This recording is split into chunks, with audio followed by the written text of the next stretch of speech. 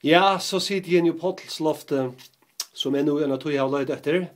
Sørste vike var vi oppe i en nestinte for Nordsjøkken Bjølveråk, og man har skårhammer, og inn i Nesrøkker, men vi enda jo holdt i øndraskåret og var for overlige, så vi funnet ikke råkene, selv om nek var godt folk var vi.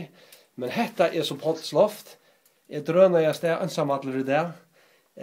Jeg ville finne det, og at når jeg tar seg vi egen i oppstået, bare i utstove, og jeg kan i innstove, så ja, alle bønder og nese, så fikk jeg så mye gå vel og at jeg kunne finne.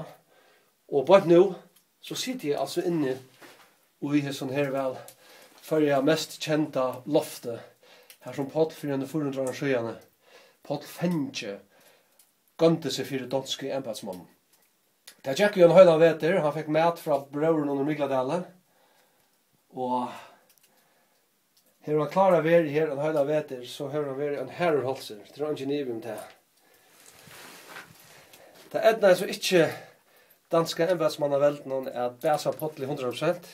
Søknen sier at han enda i Hetlandet allerhelst, og en av skal han ha vært av Klaksvik atter via noen løgneskjøpe.